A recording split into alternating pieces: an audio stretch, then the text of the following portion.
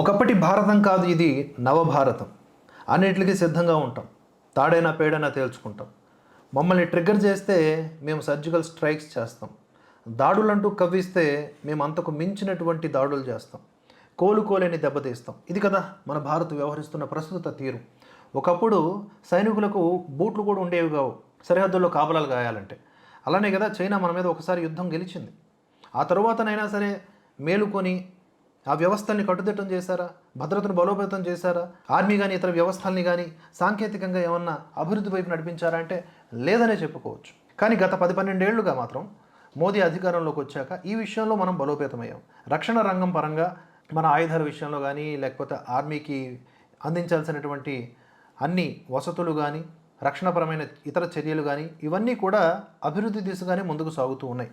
అంతేకాకుండా యుద్ధం వచ్చిన తర్వాత ఏదో చేద్దాంలే అని కాకుండా యుద్ధం ఎప్పుడు వస్తుందో తెలియదు. ఏ దేశాన్ని నమ్మడానికి లేదు. అటు చైనా కానీ, ఇటు పాకిస్తాన్ కానీ, ఈ మధ్య తయారైన మరో ఉగ్రవాద దేశం బంగ్లాదేశ్ కానీ దేన్ని నమ్మడానికి లేదు.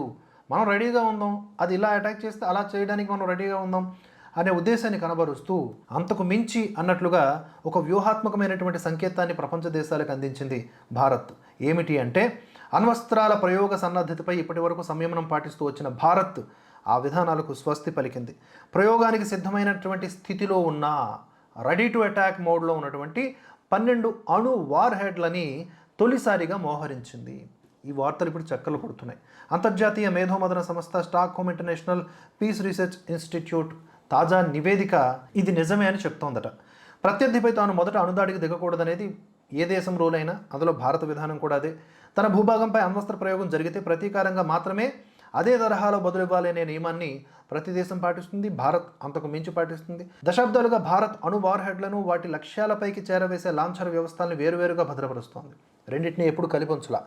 శాంతి కాలంలో భారత్ ఇలాంటి వ్యూహాన్ని అనుసరించేదన్న అంచనాలు చాలా కాలంగా ఉండేవి. అయితే ఇటీవల క్షిపణుల్ని సత్వర ప్రయోగానికి వీలు కల్పించే క్యానిస్టర్లలో ఉంచడానికి చేపడుతున్న చర్యలు, సముద్రంలో జలాంతర్గాములలో రక్షణాత్మక గస్తీ నిర్వహించడానికి బట్టి చూస్తే శాంతి కాలంలో తన వార్ హెడ్లలో కొన్నింటిని తొలిసారిగా లాంచర్లతో అనుసంధానించడం లేదా వాటిని వ్యూహాత్మక దళాల స్థావరాల్లో భద్రపరిచినట్లుగా మనకి అర్థమవుతోంది.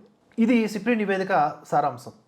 ఈ నేపథ్యంలో తొలిసారిగా భారత అణ్వాయుధాగారాన్ని నిల్వ స్థితి కింద కాకుండా ప్రయోగానికి సన్నద్ధమైనటువంటి స్థాయి మోహరింపు ఆపరేషనల్లీ డిప్లాయిడ్గా వర్గీకరిస్తున్నట్లుగా తెలిపింది.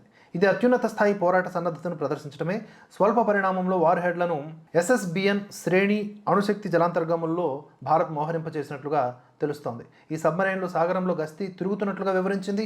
మరోవైపు పాక్ ఈ తరహాలో అణ్వాయుధాల మోహరింపును చేపట్టలేదని, చైనా మాత్రం 24 అస్త్రాలను ఆ స్థితిలో ఉంచిందని చెప్తోంది. చైనా 24 అంటే మనం ఒక 12 ఈ స్థితికి. ఇంకొక 5-10 ఏళ్లలో ఇదే తరహాగా మనం విధానంలో ముందుకెళ్తే 24 అంటే 50 వార్ హెడ్లను రెడీగా ఉంచుతాం. ఏ దేశాన్ని నమ్మడానికి లేని పరిస్థితుల్లో ఇటువంటి విధానాలు సమర్థనీయమే.